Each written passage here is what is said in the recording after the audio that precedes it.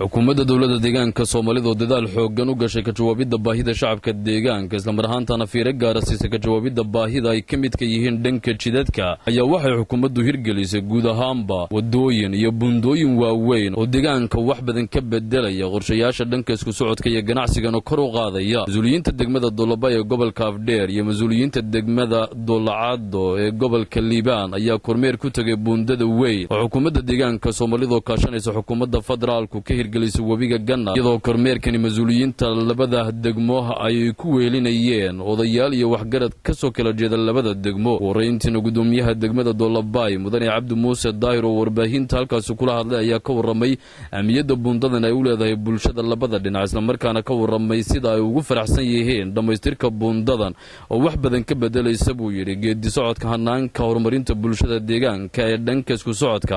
ganacsiga iyo kor u qaadida iyo fududeynta in la gaarsiiyo guud ahaanba bulshada adeegyada aasaasiga ee dhanka horumarinta waxaana kula dardaarmay guud ahaanba bulshada labada dhinac inay ilaashadaan isla markaana si wada jir ay uga faa'iideystaan oo isku xiraysa labada gobol run ahaan bundadan oo la tusaaray wabiga weyn ee Gannaale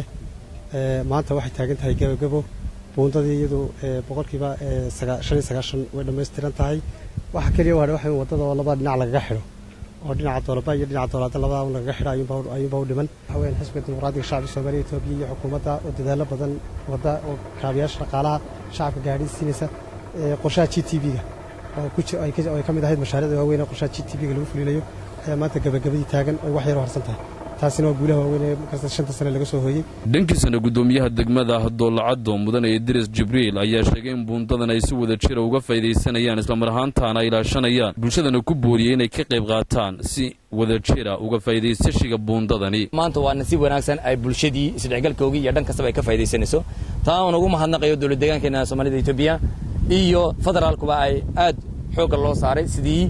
loogu guuleysan lahaa bridge-kan iyo wadaduba odayaasha deegaanka ayaa si weyn u soo dhaweeyay hirgelinta bundada wabiga Gannaale iyagoo sheegay inay u tahay nolol cusub oo horumarineed xukuumadda deegaanka Soomaalidana uga mahadnaqay dadaalka aan kala go'o lahayn ee ay u gelisay dhamaystirka bundadan oo wax badan ka bedelaysa nolosha bulshada ku dhaqan labada degmo ee Doolabay iyo Doolacado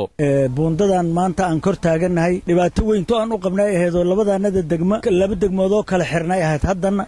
maartay ilaa mahadle baarta bundadan tii aan maartay xergaas asaga aan ugu bixi lahayn way aad iyo aadna waa ugu faraxsanahay marka waxaana ballan qaadaynaa bundadan si wada jir inaan labada degmoodba ugu faa'iideysano bundadan waxaan u dacwoonaynay 85 hadda inta ka dhaxlaan u dacwoonaynay oo dawladda nin kasta oo madaxweyne noqon waan uga dacwoonaynay ilaahay baa hadda haysiiyay ilaahay baa noo dhisay dawladda noo dhistay ma haddaas dawladdan u celinaynaa labada degmo kala xirnay Doolabay iyo Doolacado maanta way isku furan yihiin ilaahay baa lagu mahadiyaa nabadgelyada iyo horumarkana waan ilaalinaynaa had ballaaran u celinayaa xukuumadda deegaanka Soomaalida iyo xisbiga talada hayo oo runtii wax weyn oo horumar noo sameeyay khaasan bundadan maanta hadda aan dhex taaganahay runtii aad baan ugu mahadinaynaa macnaha maxaan ku radaa sida macnaha maxaan ku radaa noola sameeyay